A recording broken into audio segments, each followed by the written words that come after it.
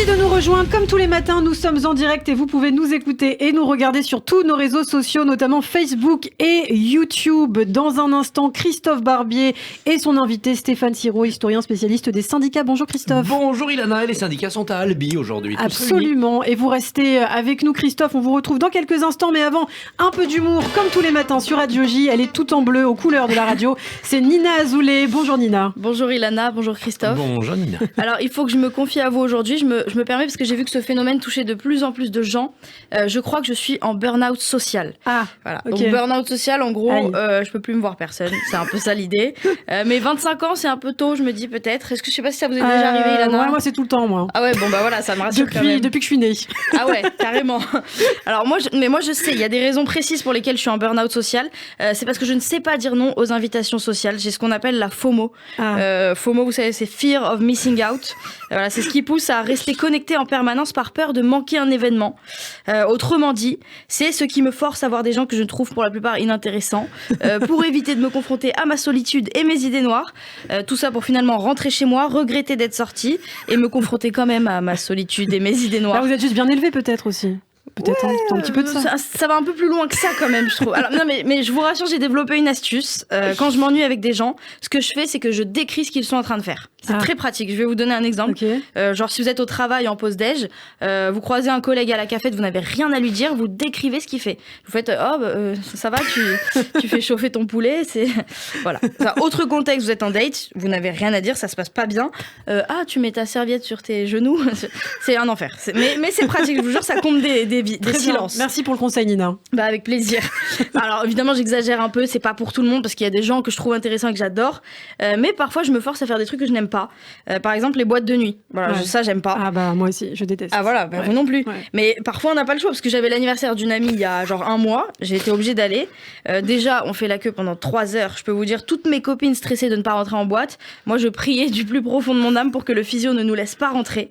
Alors évidemment, avec la chance que j'ai, on arrive devant, il nous dit c'est bon pour vous. Je lui dis non mais attendez, j'ai négocié avec lui, je lui dis mais monsieur on pose pas de table, on est 8 filles, on rentre gratuitement, c'est pas du tout intéressant pour vous.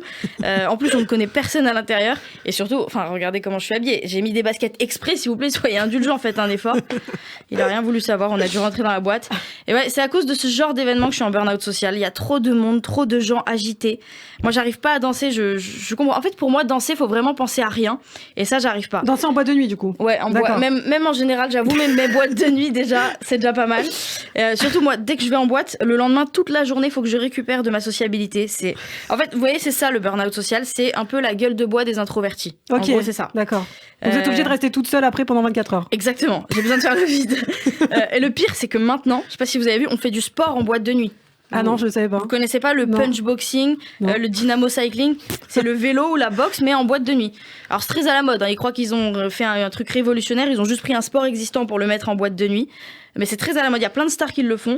Mais pour moi, c'est la pire association sport et boîte de nuit.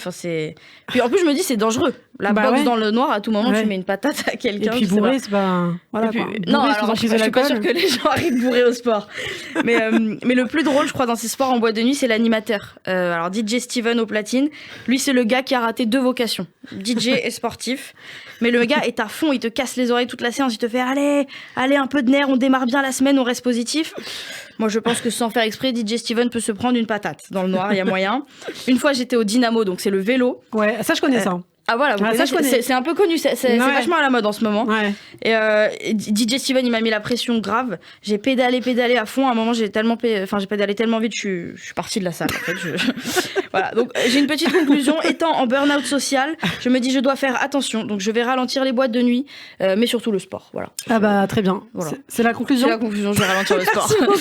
Merci beaucoup Nina Azoulay. Et oui, moi non plus, je n'aime pas du tout les boîtes de nuit, mais faut pas se forcer Nina. Si vous voulez pas, vous n'y allez pas. Ouais, et puis c'est vrai. Vous faites des soirées avec Christophe Barbier. Voilà. No sport. Un dîner politique. Il a retenu le sport, c'est mieux. Merci beaucoup Nina. Merci on vous retrouve, je crois, la semaine prochaine sur Radio J également. Exactement, mardi normalement. Mardi matin, on se donne rendez-vous. Merci Nina, vous restez avec nous tout de suite. L'invité de Christophe Barbier, il est spécialiste des syndicats. Il enseigne à Cergy-Pontoise et également à Nantes. Radio J, le 6-9.